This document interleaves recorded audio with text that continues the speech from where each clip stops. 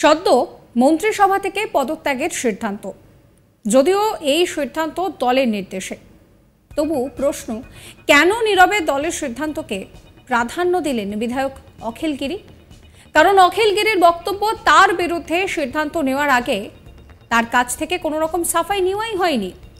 একজন বিধায়ক ও রাজ্যের মন্ত্রী হয়ে জনগণের উদ্দেশ্যে কাজ করতে গিয়ে বিতর্কে জড়িয়ে গিয়েছিলেন রাজ্যের প্রাক্তন কারামন্ত্রী অখিল গিরি। তার 24 ঘন্টা কাটতে না কাটতেই পদত্যাগের সিদ্ধান্ত, যদিও সেটা দলের সিদ্ধান্ত, তবে দল এই সিদ্ধান্ত নেওয়ার আগে কোনো সাফাই নাকি নেয়নি। ফলে দলের এই সিদ্ধান্তের বিরুদ্ধে অখিল গিরি কোনো মন্তব্য করতে না চাইলেও রাজনৈতিক মহলে একটা কিন্তু জল্পনা চলছে। বলা হচ্ছে এটা একতরফা সিদ্ধান্ত। রাজ্যের কারামন্ত্রীর মতন গুরুত্বপূর্ণ পদ কেড়ে নেওয়ার আগে কেন তার কাছ থেকে কোনো সাফাই নেওয়া হলো না, এই প্রশ্নই এখন জোরালো হচ্ছে। দলের এই সিদ্ধান্তে কিছুটা হলেও স্তম্ভিত অখিল গিরি, কারণ তার সাফাই, তিনি জনস্বার্থেই কাজ করতে তাজপুরে গিয়েছিলেন, সেখানে মানুষের জন্য প্রতিবাদী মুখর হয়েছিলেন তিনি। বন দপ্তরের আধিকারিককে কটূক্তির অনুশোচনা কিছুটা রয়েছে তার মধ্যে, এই বিষয়ে স্বীকারোক্তিও দিয়েছেন তিনি। তবে দলের স্বার্থে তার এই পদত্যাগ তাকে থামিয়ে রাখতে পারবে না, কারণ এখনো তিনি জনপ্রতিনিধি। সেই পরিস্থিতিকে সামনে রেখে আগামী দিনগুলিতে কাজ করবেন মানুষের স্বার্থে। রবিবার সাংবাদিক বৈঠকে অখিল গিরি বলেন যে, আমাকে রাজ্য সভাপতি সুব্রত বক্সী এইমাত্র ফোন করেছিলেন। তিনি জানালেন মন্ত্রিসভা থেকে পদত্যাগ করার জন্য। আমি পদত্যাগপত্র লিখে ফেলেছি। কালকে যেহেতু বিধানসভায় মুখ্যমন্ত্রী আসবেন, আজকে রাতে আমি ওনাকে মেল করে পাঠিয়ে দেব, কালকে হাতে দেব। আমি এতে অনুতপ্ত নই। কালকে ফরেস্ট অফিসারকে যেটা বলেছি সেটা উত্তেজনার বশে বলেছি, তার জন্য আমি অনুতপ্ত। কিন্তু আমি পদত্যাগ করছি, তার জন্য আমি অনুতপ্ত নই। কারণ মানুষের জন্য লড়াই করতে গিয়ে হয়তো কখনো কোথাও ভুল বলে ফেলেছি। দল, মুখ্যমন্ত্রী যখন নির্দেশ দিয়েছে, তার জন্য মন্ত্রিসভা থেকে আমি পদত্যাগ করছি। উনি আমাদের তৃণমূলের চেয়ারপারসন, নির্দেশ দিয়েছেন, তাই তার বাইরে তো কিছু হয় না। আমার পদক্ষেপ ওখানকার মানুষ যাতে বঞ্চিত না হয়, তার জন্য আমার কিন্তু লড়াই চলবে।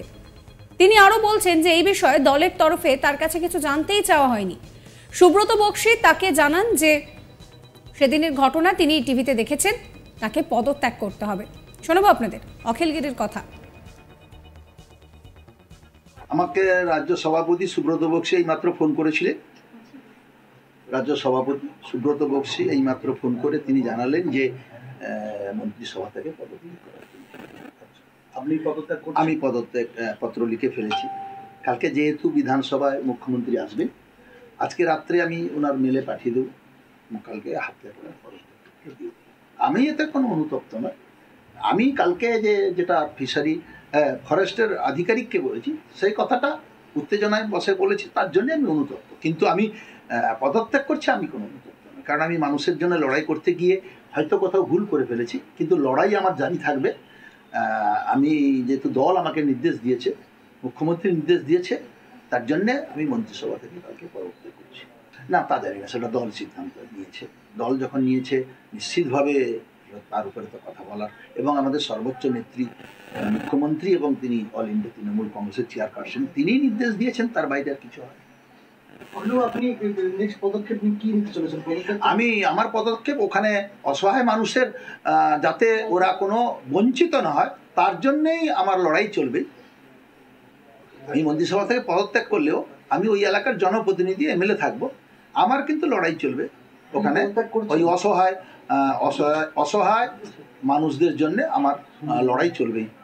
করার সিদ্ধান্ত যেটা নিল, তার সঙ্গে কি তার আগে কি আপনার সঙ্গে কোনোভাবে দল কথা বলেছে যে কোন পরিপ্রেক্ষিতে আপনাকে বলতে হয়েছে, বা আপনি বলেছেন, বা আপনি কেন বলেছেন? দল কি এটা আপনার কাছে না, দল আমার কাছে জানতে চায়নি কি পরিস্থিতিতে হয়েছিল, কিছু জানতে চায়নি।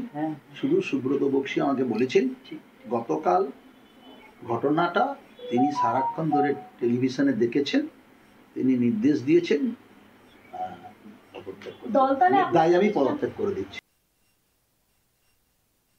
বন দফতরের জায়গা দখলমুক্ত করতে গেলে সরাসরি মহিলা বন আধিকারিক মনীষা সাউকে প্রাণনাশের হুমকি দিয়েছিলেন অখিল গিরি। তিনি ঠিক কি বলেছিলেন শোনাবো। শুনুন ম্যাডাম, আপনি সবাইকে নিয়ে চলুন, বেশি দিন থাকতে পারবেন না, আপনার আয়ু 7-8 দিন 10 দিন। আমি আপনাকে বলছি কে বিড অফিসার আমি জানি ফরেস্টের কি কাজ হয়, কত বড় দুর্নীতি আমরা সব জানি। আমার জানি বিড অফিসারের বিরুদ্ধে কি আছে আমি জানি পাবলিকের, আমি কিন্তু ফাঁস করে দেবো সব বিধানসভা। আপনি আমাকে চিনেন না, আমি ওই এসডিপিকে খুলে ফেলে দিচ্ছি সমুদ্রে, ওসব কথা বলবেন না আপনি আমাকে।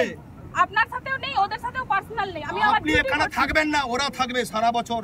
এরা এখানে আতঙ্কের রাত্রিবেলা থাকে, জল মাথায় নিয়ে ওসব কথা বলবেন না। কে বলেছে রিস্ক নিতে? স্যার রিস্ক নিতে কে বলেছে? উনি কারো কথা শুনতে চান না। আপনি এত বড় ক্ষমতা গেলে মনে হচ্ছে যে তুমি কেন তুমি উল্টো পাল্টা বলছো? আমাদের কাপড় ছাড়া হয়েছে, তোমরা তো পুরো মিথ্যাবাদী। আপনি জনগণকে গুন্ডা বললেন না ম্যাডাম, এই জনগণের পয়সায় বেতনটা পাচ্ছেন, এই জনগণের পয়সা। এরা গুন্ডা নয়, গুন্ডা বলে গুন্ডাগিরি অনেক কিছু করতে পারছো। 25 ফুট আমরা নিলাম, এর ভিতরে যদি আপনি আসেন আপনি ফিরে যেতে পারবেন না। আমি আপনাকে বেশি কথা বলবেন না, আপনি একদম সরকারের সাথে সরকারি কর্মচারী মাথা নিচু করে কথা বলবেন। সরকারি কর্মচারী আমাদের কর্মচারী মাথা নিচু করে কথা বলুন। কথা বলুন। বেয়াদব রেঞ্জার, বেয়াদব। এ নিয়ে অখিল গিরি আমার কলিগকে ঠিক কি জানিয়েছেন শোনাবো। হ্যাঁ অখিলবাবু, আমি জানতে চাইছি যে আপনাকে মুখ্যমন্ত্রী যে পদত্যাগের নির্দেশ দিয়েছেন, যে আপনার যে মন্তব্য এখন করা নিন্দা হচ্ছে রাজ্য জুড়ে, আপনি কি অনুতপ্ত? না, আমি যে কথাটা বলেছি ওই মহিলা আধিকারিককে উত্তেজনা বসে, সে কথাটা আমার মুখ থেকে না বেরোলেই ভালো হতো। তার জন্য আমি অনুতপ্ত, সে কথাটা বলা ভুল হয়েছে, কিন্তু ওই পরিস্থিতির জন্য দায়ী ওই মহিলা আধিকারিক। আপনি কি দুঃখিত বা লজ্জিত আপনার করা মন্তব্যের জন্য? না, মন্তব্যের জন্য অনুতপ্ত বললাম তো, একটা কথাই তো বললাম, মন্তব্যের জন্য অনুতপ্ত। হ্যাঁ, তাহলে আপনি কি তাহলে ক্ষমা চাইবেন ওই মহিলার কাছে? না না না, ক্ষমার তো কোনো প্রশ্ন নেই। পার্টি আমাকে নির্দেশ দিয়েছে, আমি পদত্যাগপত্র পাঠিয়েছি। কিন্তু মুখ্যমন্ত্রী তো চেয়েছিলেন যে আপনি যাতে এই মহিলার কাছে ক্ষমা চান। না না না, মুখ্যমন্ত্রী কোনো স্টেটমেন্ট দেয়নি। আমাকে সুব্রত বক্সি বলেছে পদত্যাগ করতে, আমি পদত্যাগপত্র দিই। এ নিয়ে চন্দন সেনাপতির একটি রিপোর্ট দেখাবো। আমরা প্রত্যেকেই জানি যে গতকালকেই রাজ্যের কারামন্ত্রী তথা রামনগরের বিধায়ক অখিল গিরি তিনি তার নিজের মন্ত্রিত্ব থেকে পদত্যাগের সিদ্ধান্ত নিয়েছেন। গত পরশুদিনই আমরা দেখেছি যে অখিল গিরি তিনি তাজপুরে কার্যত জনস্বার্থে কাজ করতে গিয়ে সেখানে বন দপ্তরের এক আধিকারিকের সঙ্গে বাদ বিতণ্ডায় জড়িয়ে পড়েন এবং তারপরেই শুরু হয় ঝামেলা। অখিল গিরি একাধিক ভাষায় কিন্তু বন দপ্তরের ওই আধিকারিককে তিনি কটূক্তি করেন এবং তারপরেই কার্যত রাজ্য তৃণমূল কংগ্রেসের পক্ষ থেকে অখিল গিরির বিরুদ্ধে কড়া সিদ্ধান্ত নিতে বাধ্য হয়েছেন।